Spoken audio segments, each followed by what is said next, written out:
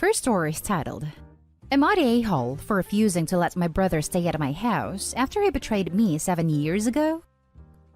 My wife, 38 female, and I, 35 male, been married for 1 year. 7 years ago, during a holiday ski trip, my entire family and I stayed in a chalet at a resort. One day, my then-girlfriend wasn't feeling well, so she stayed behind. I came back in the afternoon to retrieve something and found her and my brother, then 18 years old, having intercourse. I'll spare the details of what happened next. My ex-girlfriend and my brother both apologized and swore it was a spur-of-the-moment thing. I tried to make it work with my ex, but a few months later we broke up. My brother apologized, and I chose to be an understanding older sibling, so I forgave him. He was really matured a lot since then. My brother's place is undergoing some renovations and it will take 3 weeks. He asked if he could stay with my wife and I in the meantime, as we have an extra bedroom. I agreed initially. Then yesterday, I had a flashback to that day I found him with my girlfriend. I called him and told him I couldn't let him stay because I can't trust him alone with my wife. He was upset and said I could have told him sooner. Now he has to find somewhere else to stay and the renovators are coming in a few days. He also called me paranoid and said he has no interest in my wife. He said she's not even my type and she's too old for me. I told him sorry, I just can't let him stay. I suggested he move in with our other brother instead. He said whatever and hung up the phone. Am I the a-hole? I feel like I was justified, but maybe I shouldn't have been so sudden. Now for the top comments. Not the a-hole. If your wife not being his type is why he won't sleep with her, that means he would sleep with her if she was his type. And even if we assume he's telling the truth that she's not his type, she very well could be his type after a couple drinks. Now, of course, if you trust your wife, then you can trust nothing will happen. But that's not really enough. It's a matter of respect that your brother shouldn't even try. He said he's not like that anymore, and swore he would never do what he did regardless, and called me paranoid and untrusting. Some wounds don't fade with time, and his response by calling you paranoid and untrusting, instead of seeing that he caused this untrust, is manipulative. Not the a-hole. It sounds to me like he is not really remorseful when he made that comment about your wife. If he really was sorry, he should have said, I wouldn't sleep with your wife because I don't want to betray you again. I wouldn't trust him again. Also, info. How did your family react to the situation? I only told our other brother about the situation. No one else in our family knows. It happened near the end of the trip. I told the other family members I broke up with my girlfriend because she cheated on me, but didn't say with who. Everyone sucks here.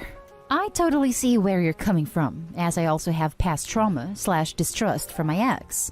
But I can also see some holes in your tale. You said he matured a lot since then, and you forgave him. You haven't mentioned how your wife, you know, the other person in the house, feels. You're also not taking into consideration the trust you have in your wife. It's clear your ex was also at fault for the chalet. Your wife is a different person, and I assume you trust her. Now, for the next story. Am I the a-hole for not pushing my daughters to cuddle with my wife? My wife and I have 3 daughters. 13, 7, and 3 years old. My wife is 6 months pregnant with our 4th. I have always been really affectionate with our daughters, pretty much from their birth. I never force or pressure them. I would just ask if they wanted to cuddle when we're watching a movie or something. My wife is affectionate, but not as much as I am. My 3-year-old usually just sits on her own with her toys, but my 7-year-old pretty much has a permanent reservation in my lap.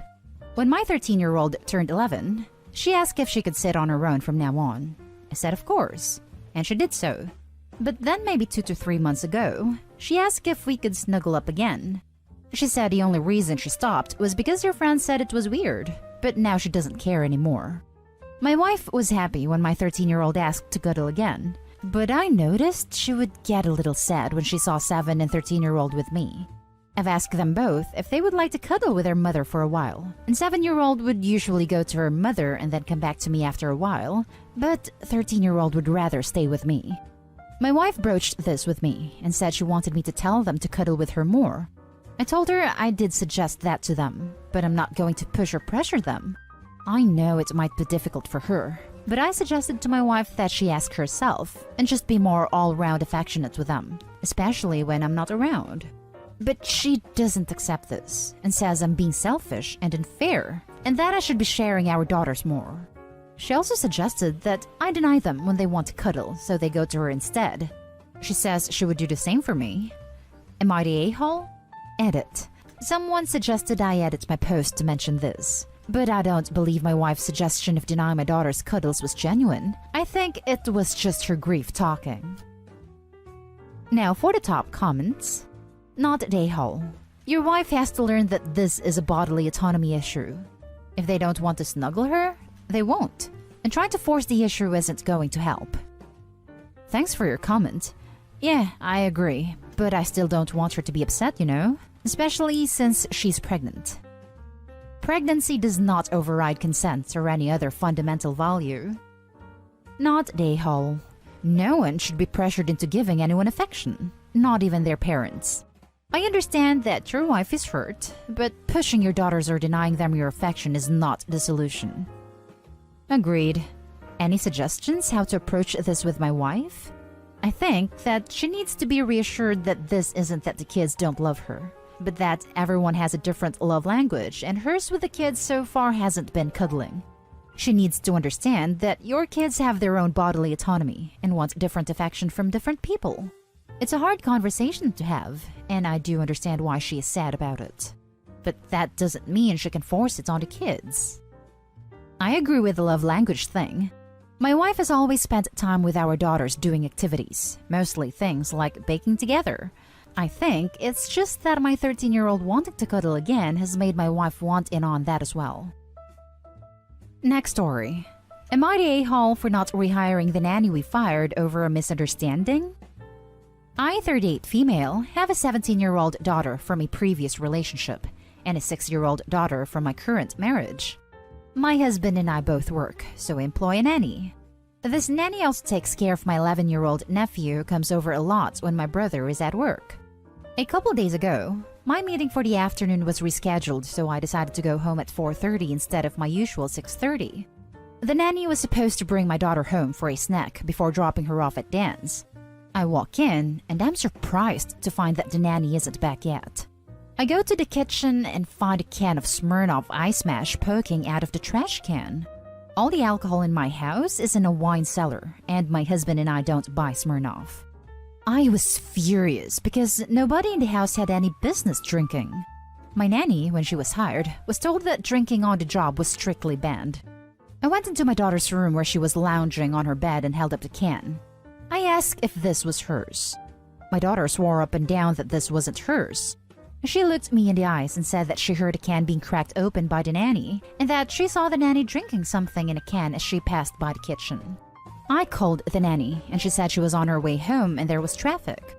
She comes in and I ask her about the can. She said this wasn't hers but kept not meeting my eyes. The nanny admitted to drinking from a can but said she disposed of it elsewhere and it wasn't alcohol. I decided to believe my daughter and told the nanny that we were going to have to let her go. After the whole debacle, I called my brother to tell him that somebody else would be caring for his son when he came over next. A few hours later, my brother calls to say that his son claims that my older daughter told him she'd get alcohol from friends and she disposed of it before we got home. My younger daughter comes up to me after dinner and says she's seen the same colored cans as the one I found under her older sister's bed. I confronted my older daughter and she finally admitted she lied. She apologized to her sister and said she learned her lesson. My brother said his son really wants the same nanny as before, and my younger daughter asked if this means the nanny can come back. My older daughter said it would be humiliating to have to admit fault to the nanny, and said I can't be so cruel as to make her see this nanny again every day. She asked if this means she has to grovel in front of the nanny. I told her that while we are disappointed, we do not want to put her through this, and hopefully we can find just as good a nanny. I told both my brother and my younger daughter that it would be best we do not reach out to the nanny in any way, and that it would be rather humiliating to make my daughter apologize given the situation and potential for awkwardness. My younger daughter cried and said she loved the nanny more than her sister. Am I the a-hole? Now for the top comments. You're the a-hole, not for not rehiring her, but for not apologizing and making your daughter apologize. So it's cool if she just goes through life not taking responsibility for her actions because it's humiliating? Just what the world needs more of right now. Economically privileged kids grow up learning that their actions have no consequences and that their feelings are more important than other people's livelihoods. Exactly this. Opie needs to see this. The nanny has lost her job and her income over a lie. The only person facing consequences of the daughter's lie is the nanny. Opie is a terrible mother if she's worrying about her daughter's feelings instead of making the situation right. All her daughter is learning is that it's okay to lie, regardless of who she hurts in the process. With lessons like that, she's going to be a horrible adult. You're the a-hole, and both you and your daughter needs to apologize. I doubt your nanny wants to work for you anymore, but saying it's too humiliating for your daughter to apologize is... yikes. You're the a-hole. You're punishing 4 people to save the one who caused this entire mess. You're also teaching your eldest daughter that actions don't have consequences. She took the coward's way out and blamed her actions on someone else and got caught in a lie. She literally cost an innocent person their job. A fitting punishment would be for her to have to see that person every day, so should think about doing this sort of thing next time, especially since your brother, nephew, and youngest daughter like her. You're not always going to be there to protect her or keep her from facing consequences. At the very least, you should have her apologize to the nanny, and you should too. Now for the last story. Am I the a-hole for taking a much-needed vacation in the middle of my wife's grief? At around 6 p.m. Tuesday night, my mother-in-law died. Doctors had discovered that she had an inoperable brain tumor around 5 months ago, and we pretty much knew that there was no hope. My mother-in-law had been in hospice and it was a good facility, but my wife still went into total zombie mode. So it's been 5 months of non-stop work and no affection or appreciation of any of my efforts. My wife does nothing but eat pre-packed microwave meals, so I have to cook dinner for our 15-year-old daughter. She never makes an effort, to the point of wearing sweats even to work, and worst of all, she went from showering every day to maybe twice a week. My daughter made my wife a cake for her 45th birthday 3.5 months ago. I knew that my 45th birthday, which was yesterday, would be given no attention because doctors had said, again, that this was the end. And my wife has done nothing but cry when she hears that. I called some of my family and friends, who all live in Arizona, and they said I deserved to have a good birthday. So I agreed to go back home for the week to celebrate and catch up.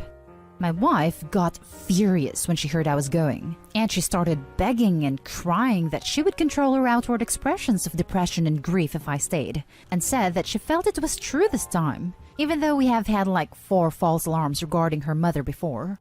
In addition, her mother and I have never been close, and I know I don't land anywhere close to the top people she wants to see before she passes. My wife said she'll work to be less distant, and she does not care if we lose the money if I had already booked the plane ticket. I told my wife that I didn't need her to pretend to act less distant, and I know she's grieving in a way I've never grieved before, but that I was no help to her right now and was so fatigued that I needed a break. So I ended up flying down to Arizona, and on Tuesday night I got the call that my mother-in-law had passed from my daughter. She said she's staying at her best friend's house and she's perfectly fine. However, my wife texts me and says I betrayed our wedding vows. I asked if I should come back when we were expecting a lot of old family friends for my birthday, and my return flight is on Sunday. My wife says to do whatever I want, and that if I'm expecting my old workout every day and dresses up every day wife back when I come home, I will be disappointed. Am I the a-hole for taking this trip because I needed to do something for myself, or else I'd go crazy? I will be flying back Sunday, but I know my wife will be barring me from helping with the funeral. Now for the top comments. You're the a-hole. All you do is complain. It's exhausting to cook dinner for a child who is perfectly capable of cooking dinner for herself. You are upset that your wife isn't wearing makeup and nice clothes. This is exhausting for you? Too bad. It's not about you. I am fairly certain you have ended your marriage with your actions. I hope Opie's wife can pull herself out of her grief enough to start divorce proceedings. Yikes. To start divorce proceedings. Plot twist, the dying mom's final wishes to her daughter were lawyer up and crush your husband. Way to make this entire situation completely about yourself. You wanted a good time, so decided to abandon your wife during possibly the worst time of her life, then didn't even go back after her mother had died because you wanted a birthday party? Yes, you're the a-hole. He abandoned his wife and his daughter in their time of grief. And that's the end of this video, folks. As always, leave a comment and hit like and subscribe. And if you want more of this content, turn your notification on to get updated on the latest videos. And I'll catch you in the next one. Stay safe.